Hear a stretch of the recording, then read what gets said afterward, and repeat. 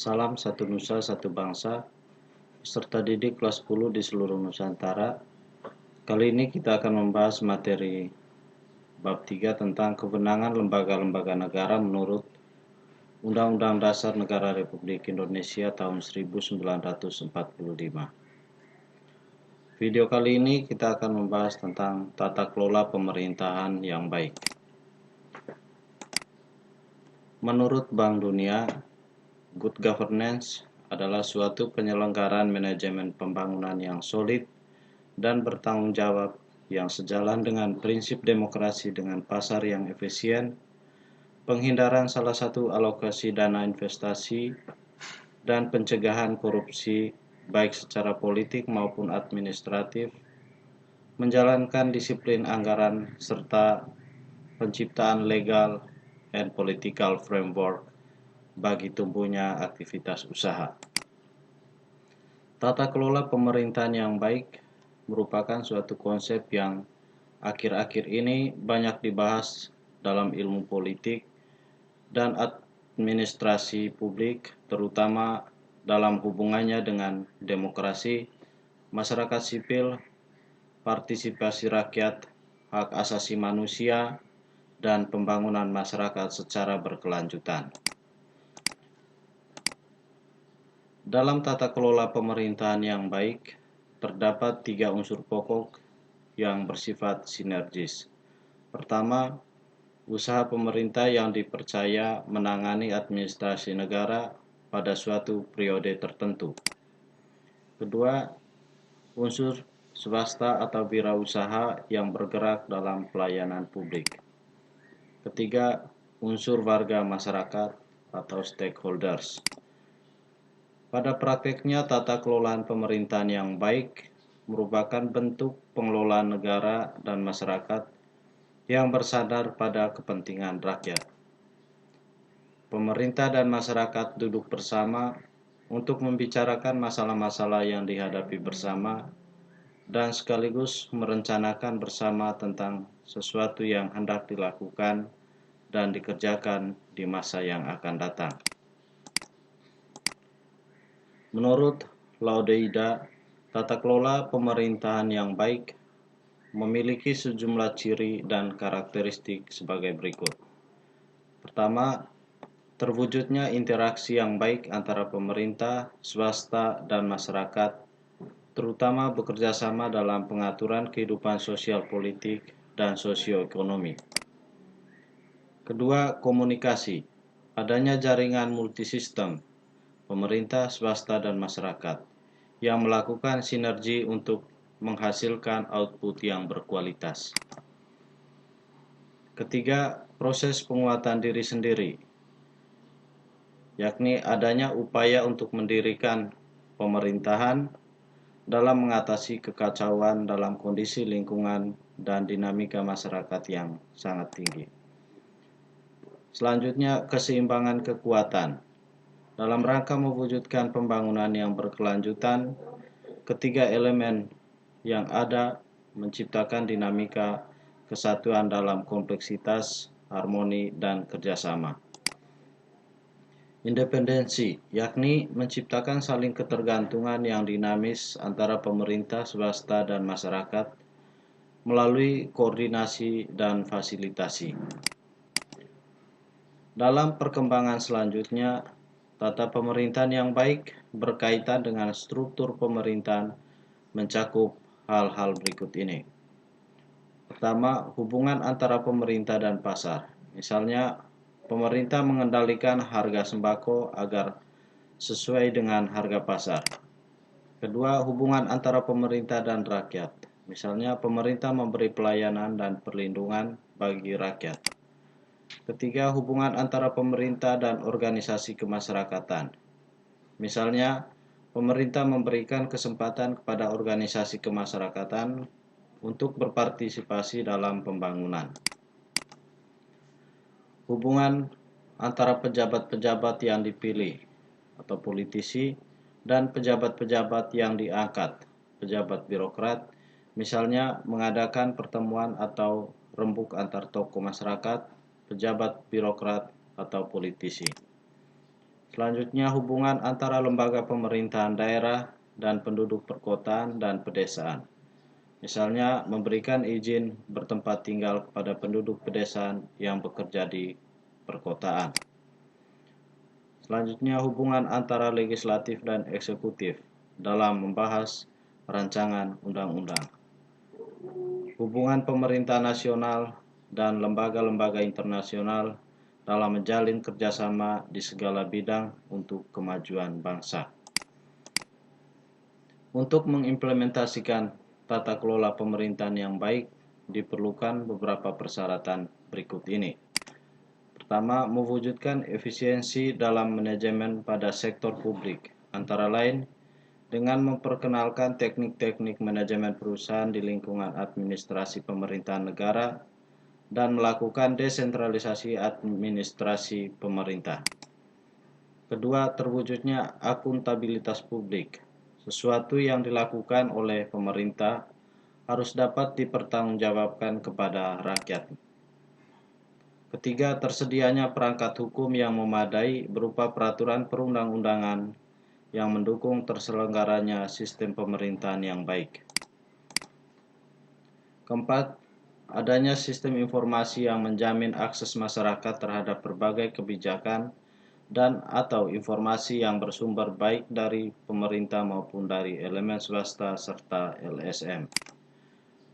Kelima, adanya transparansi dalam pembuatan kebijakan dan implementasinya, sehingga hak-hak masyarakat untuk mengetahui keputusan pemerintah terjamin. Salah satu wujud tata pemerintahan yang baik yaitu adanya citra pemerintahan yang demokratis. Pemerintahan yang demokratis merupakan landasan terciptanya tata pemerintahan yang baik. Pemerintahan yang demokratis menjalankan tata pemerintahan secara terbuka terhadap kritik dan kontrol dari rakyat. Partisipasi warga negara dalam sistem politik. Peran serta dalam sistem politik lazimnya disebut dengan partisipasi politik. Partisipasi politik secara umum berarti keterlibatan seseorang atau sekelompok orang dalam suatu kegiatan politik. Definisi partisipasi politik salah satunya dikemukakan oleh Verba, yang mengungkapkan bahwa partisipasi politik adalah kegiatan pribadi warga negara yang legal, yang sedikit banyak langsung bertujuan untuk mempengaruhi seleksi pejabat-pejabat negara dan atau tindakan-tindakan yang diambil oleh mereka. Partisipasi politik adalah kegiatan yang dilakukan oleh warga negara, baik secara individu maupun kolektif, atas dasar keinginan sendiri maupun dorongan dari pihak lain, yang tujuannya untuk mempengaruhi keputusan politik yang akan diambil oleh pemerintah agar keputusan tersebut menguntungkannya. Kegiatan politik yang tercakup dalam konsep partisipasi politik mempunyai bermacam-macam bentuk dan intensitasnya. Hal ini menyebabkan bervariasi partisipasi politik yang dilakukan oleh warga negara mulai dari tingkat yang pasif sampai pada tingkat yang aktif. Bila dihubungkan dengan hak dan kewajiban warga negara, partisipasi politik merupakan kewajiban yang harus dilaksanakan sebagai wujud tanggung jawab warga negara yang berkesadaran politik tinggi dan baik. Partisipasi politik yang baik akan terwujud dalam masyarakat politik yang sudah mapan. Suatu komunitas masyarakat dapat disebut masyarakat politik jika masyarakat tersebut telah memiliki ciri-ciri sebagai berikut. Pertama, selalu ada kelompok yang memerintah dan diperintah. Kedua, memiliki sistem pemerintahan tertentu yang mengatur kehidupan masyarakat. Ketiga, memiliki lembaga-lembaga yang menyelenggarakan pemerintahan. Keempat, memiliki tujuan tertentu yang mengikat seluruh masyarakat. Kelima, memahami informasi dasar tentang siapa yang memegang kekuasaan dan bagaimana sebuah institusi bekerja. Kelima, dapat menerima perbedaan pendapat. Keenam, memiliki kepedulian dan kepekaan terhadap masalah-masalah yang dihadapi bangsa. Ketujuh, memiliki rasa tanggung jawab terhadap perkembangan dan keadaan negara dan bangsanya. Kedelapan, memiliki kesadaran untuk berpartisipasi dalam kegiatan perumusan penentuan kebijakan negara, mengawasi dan mendukung pelaksanaan kebijakan tersebut dalam berbagai bidang kehidupan. Kesembilan, menyadari akan pentingnya pembelaan terhadap negara, kedaulatan, keberadaan dan keutuhan negara, memahami, menyadari dan melaksanakan sikap dan perilaku yang sesuai dengan hak dan kewajiban sebagai warga masyarakat dan warga negara. Kesepuluh, patuh terhadap hukum dan menegakkan supremasi hukum. 11. Membangun budaya politik yang demokratis.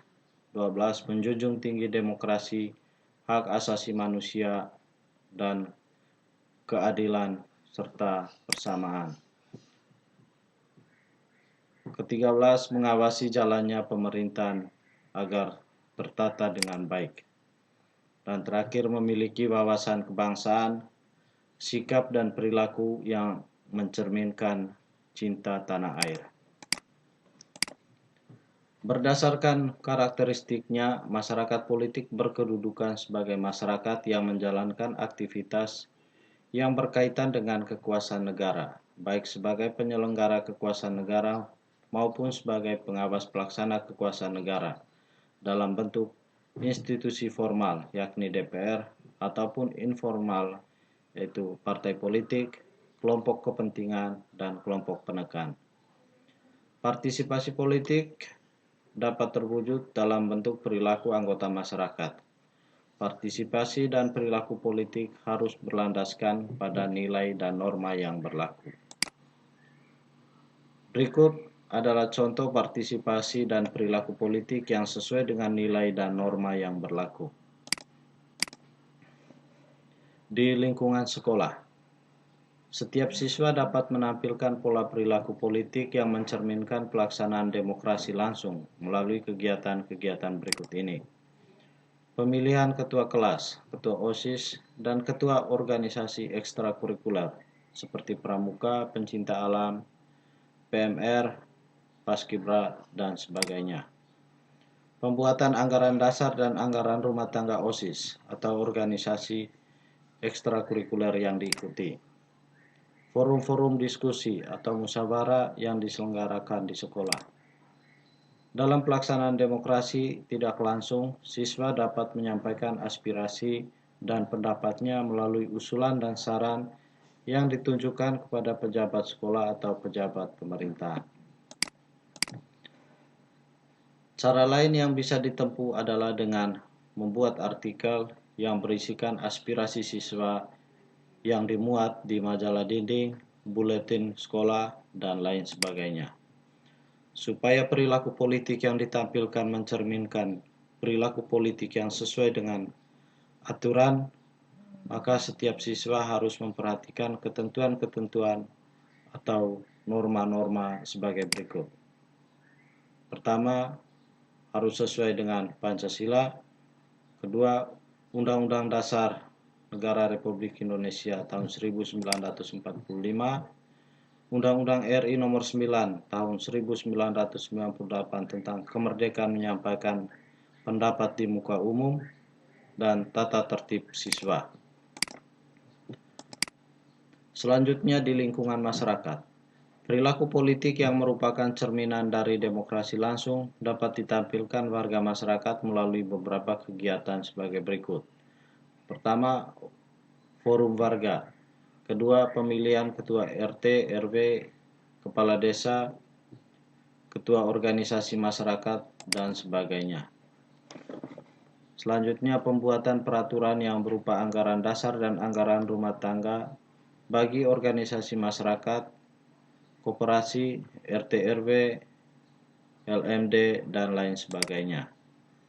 Warga masyarakat dapat menampilkan perilaku politiknya yang mencerminkan pelaksanaan demokrasi tidak langsung melalui penyampaian pendapat atau aspirasi baik secara lisan ataupun tulisan, melalui lembaga perwakilan rakyat, atau melalui media massa seperti koran, majalah, dan sebagainya.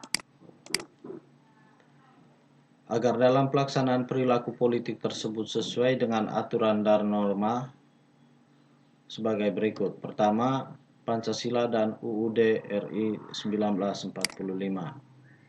Kedua, peraturan perundang-undangan yang terkait, misalnya Undang-Undang HAM, Undang-Undang Partai Politik, dan sebagainya. Peraturan yang berlaku khusus di lingkungan setempat, seperti peraturan RT RW, peraturan desa atau kelurahan, dan yang berikutnya norma-norma sosial yang berlaku. Selanjutnya di lingkungan negara. Dalam kehidupan berbangsa dan bernegara, perilaku politik yang baik dapat kita tampilkan secara langsung, diantaranya adalah sebagai berikut. Pemilihan umum untuk memilih anggota legislatif dan presiden. Pemilihan kepala daerah secara langsung atau pilkada. Aksi demonstrasi yang tertib, damai, dan santun. Perilaku politik yang tidak langsung dapat diwujudkan melalui penyampaian aspirasi pada lembaga perwakilan rakyat, partai politik, organisasi masyarakat, dan media massa. Supaya perilaku yang ditampilkan mencerminkan perilaku politik yang sesuai aturan, maka harus menaati ketentuan-ketentuan dan norma-norma sebagai berikut. Pertama, harus sesuai dengan nilai-nilai Pancasila, Undang-Undang Dasar Negara Republik Indonesia tahun 1945. Undang-undang seperti tentang pemilihan gubernur, bupati, dan wali kota. Undang-undang tentang kemerdekaan menyampaikan pendapat di muka umum, dan sebagainya. Peraturan pemerintah, keputusan presiden, dan peraturan daerah. Berbagai bentuk partisipasi dan perilaku politik di atas merupakan peran serta aktif dalam pelaksanaan sistem politik di Indonesia. Peran aktif warga negara juga dapat dilakukan dalam bentuk aspek lainnya, seperti dalam bidang politik, hukum, ekonomi, dan sosial budaya. Partisipasi warga negara dalam berbagai aspek kehidupan berbangsa dan bernegara pada gilirannya dapat memperkuat sistem politik bangsa Indonesia secara keseluruhan. Nah, demikianlah materi kita kali ini, materi bab 3 tentang kewenangan lembaga-lembaga negara menurut Undang-Undang Dasar Negara Republik Indonesia tahun 1945. Terima kasih atas perhatian Anda. Jangan lupa like, komen, dan subscribe video ini.